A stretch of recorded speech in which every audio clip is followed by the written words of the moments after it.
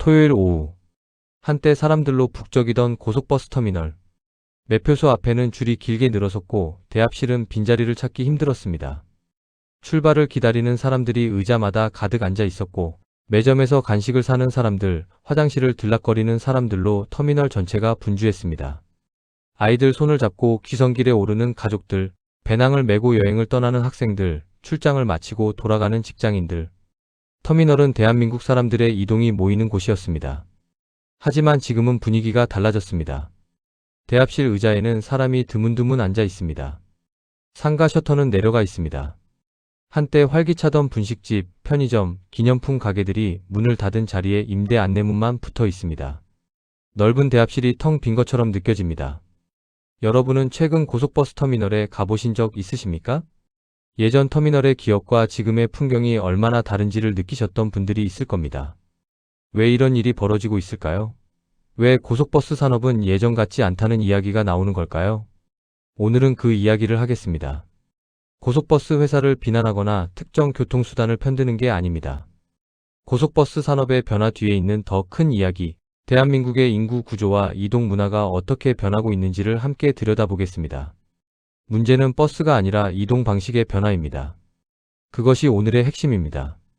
먼저 고속버스가 어떻게 대한민국의 핵심 교통수단이 됐는지를 이야기해야 합니다. 1970년대, 1980년대. 그 시절 고속버스는 대한민국을 연결하는 가장 중요한 교통수단이었습니다. 경부고속도로가 개통되면서 서울에서 부산까지 버스로 이동하는 것이 가능해졌습니다. 전국 각지로 뻗어나가는 고속버스 노선이 생겨났습니다. 명절이면 터미널 풍경이 특별했습니다. 설과 추석을 앞두고 고향으로 내려가려는 사람들이 터미널로 몰렸습니다. 승차권을 구하기 위해 이른 새벽부터 줄을 서는 사람들이 있었습니다. 표가 없어서 못 가는 경우도 있었습니다. 터미널은 귀성길의 시작점이었고 그 설렘과 분주함이 명절의 일부였습니다. 우등버스가 등장하면서 더 편안한 이동이 가능해졌습니다. 두 자리씩 나란히 앉던 버스에서 한쪽에 두 자리, 다른 쪽에 한 자리로 배치된 우등 좌석. 각 좌석을 뒤로 많이 젖힐 수 있는 구조. 심야에 떠나 아침에 도착하는 심야 우등버스는 숙박비를 절약하면서 이동할 수 있는 방법이었습니다. 대학생들에게 고속버스는 집과 학교를 오가는 주요 수단이었습니다. 방학이 시작되면 서울의 버스터미널에서 지방으로 내려가는 학생들로 가득했습니다.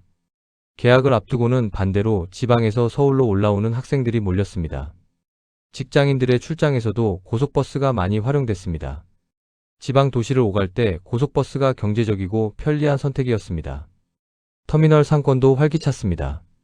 버스를 기다리는 사람들이 먹을 것을 사고 잡지와 신문을 사고 기념품을 샀습니다. 터미널 안에 식당, 편의점, 매점, 이발소까지. 터미널은 하나의 작은 상권을 이루고 있었습니다. 고속버스는 대한민국을 연결하던 동맥이었습니다. 서울과 부산, 서울과 광주, 서울과 대구. 이 도시들 사이를 쉼없이 오가면서 사람들을 이어줬습니다. 고속버스가 그렇게 강할 수 있었던 이유는 네 가지였습니다. 첫째는 철도망의 한계였습니다. 고속철도가 없던 시절 기차는 시간이 많이 걸렸습니다. 서울에서 부산까지 무궁화호로 6시간이 걸렸습니다. 고속버스가 비슷한 시간에 더 저렴하게 이동할 수 있다면 고속버스가 경쟁력이 있었습니다. 둘째는 저렴한 요금이었습니다. 기차보다 요금이 저렴했습니다. 비행기는 비쌌고 기차도 부담이 됐던 시절에 고속버스는 가장 현실적인 장거리 이동 수단이었습니다.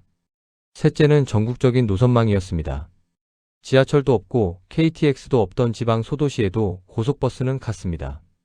서울에서 전국 어디든 고속버스를 타면 갈 수 있었습니다. 이 노선의 광범위함이 고속버스를 대체 불가능한 교통수단으로 만들었습니다.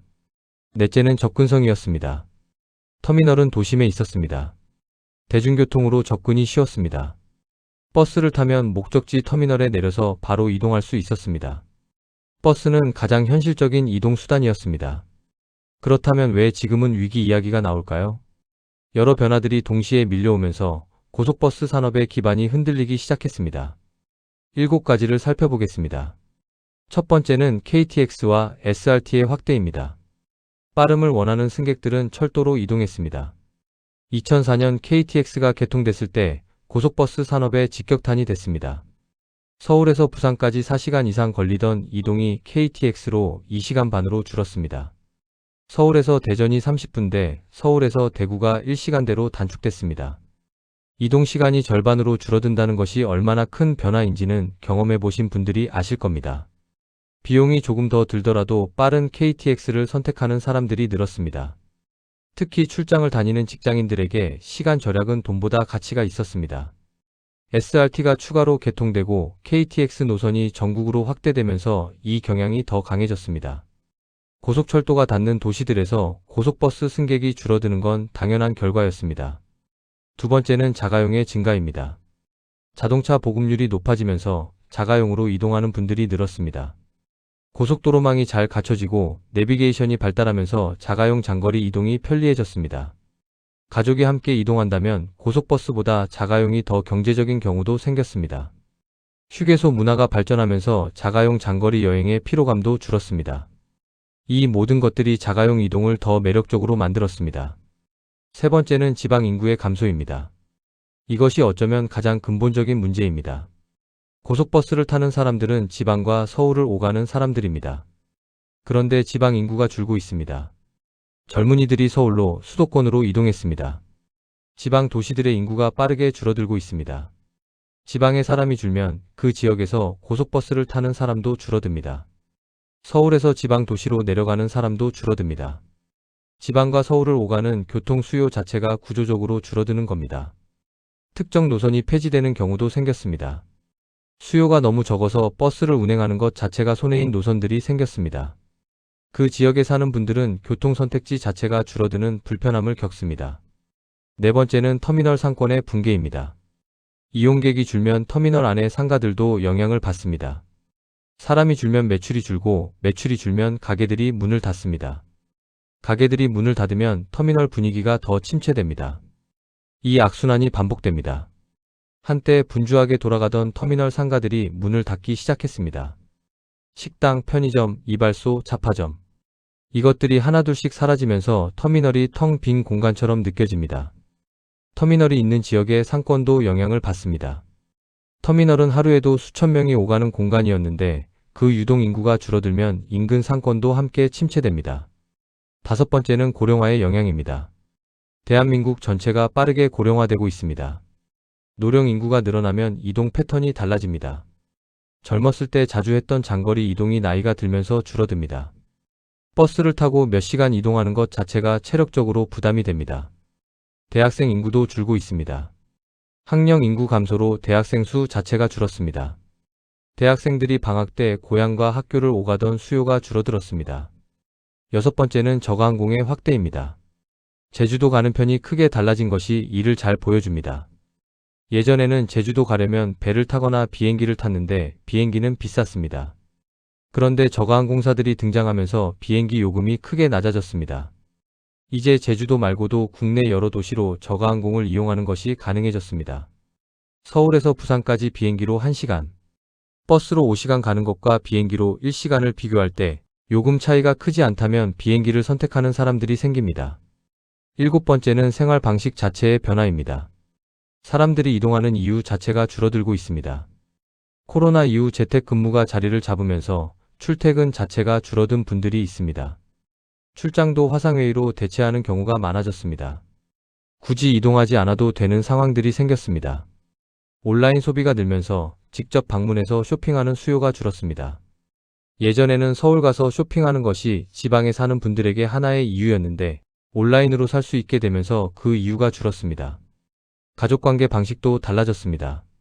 명절 귀성 자체가 줄어드는 추세입니다. 핵가족화가 진행되고 고향에 돌아갈 이유가 줄어드는 분들도 있습니다.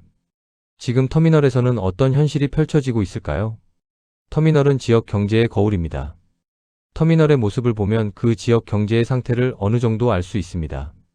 사람이 북적이는 터미널이 있는 지역은 그만큼 유동 인구가 있다는 뜻입니다.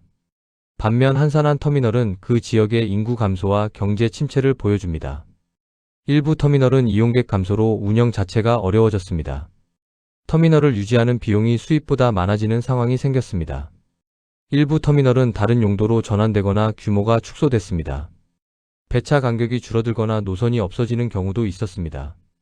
수요가 충분하지 않으면 버스를 자주 운행하기 어렵습니다. 이것이 불편함으로 이어지고 불편하면 사람들이 더 다른 교통수단을 찾게 되는 악순환이 생깁니다. 터미널 상가 공실이 늘었습니다. 한때 없어서 못 들어가던 터미널 상가 자리가 비어 있는 경우가 생겼습니다. 이 공실들이 터미널 전체의 활기를 떨어뜨립니다. 이것이 고속버스만의 문제일까요? 버스 산업은 대한민국 인구 구조 변화를 보여줍니다. 터미널이 조용해지고 버스 이용객이 줄어드는 현상은 대한민국 사회가 겪고 있는 더 큰 변화의 반영입니다. 지방 소멸이 현실이 되고 있습니다. 수도권으로의 인구 집중이 계속되면서 지방 도시들이 활력을 잃어가고 있습니다. 이 인구 이동이 교통 수요에도 영향을 미칩니다. 인구 감소의 영향이 교통산업에도 나타나고 있습니다. 이동하는 사람의 절대 수가 줄어들면 어떤 교통수단이든 이용객이 줄어들 수밖에 없습니다. 교통산업 전체가 재편되고 있습니다. KTX, 저가항공, 자가용, 공유 모빌리티, 이동수단의 선택지가 다양해지면서 각 수단들이 자신의 영역을 찾아가는 과정에 있습니다. 앞으로 살아남는 교통산업은 어떤 특징을 가질까요? 변화하는 환경 속에서도 경쟁력을 유지하는 방향이 있습니다. 환승 연계를 강화하는 것입니다. 고속버스가 KTX나 지하철과 잘 연결되면 단독으로는 경쟁이 어려워도 전체 이동 시스템의 일부로 역할을 할 수 있습니다. 역에서 내려서 버스로 최종 목적지까지 가는 환승 구조가 잘 갖춰지면 두 교통수단이 함께 살아남을 수 있습니다. 디지털 서비스 강화입니다. 앱으로 예매하고 실시간으로 버스 위치를 확인하고 결제가 편리한 것. 이런 디지털 서비스가 잘 갖춰진 교통수단이 경쟁력이 있습니다.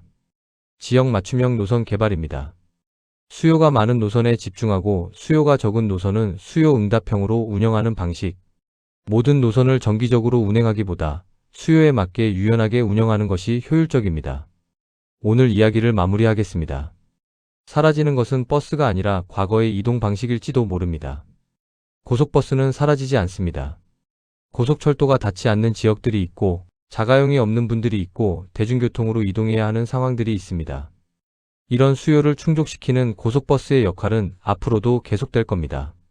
하지만 역할은 변할 것입니다. 명절에 표를 구하지 못할 만큼 수요가 넘쳤던 그 시절로 돌아가기는 어렵습니다. 고속버스는 이동시장의 한 부분을 담당하는 교통수단으로 자리를 재정립해야 합니다. 변화에 적응하는 산업만 살아남습니다. 이동 방식이 달라지고 사람들의 이동 이유가 달라지고 인구 구조가 달라지는 환경에서 고속버스 산업도 이 변화를 읽고 적응해야 합니다. 토요일 오후 터미널에서 한산한 대합실을 바라보며 그 공간에서 이뤄지던 수많은 이동들을 떠올립니다. 고향으로 가는 버스를 기다리던 설렘, 첫 여행을 떠나던 두근거림, 오랫동안 못 보던 가족과의 만남. 그 기억들이 남아 있습니다. 그리고 이동의 방식이 달라져도 이동의 의미는 사라지지 않습니다.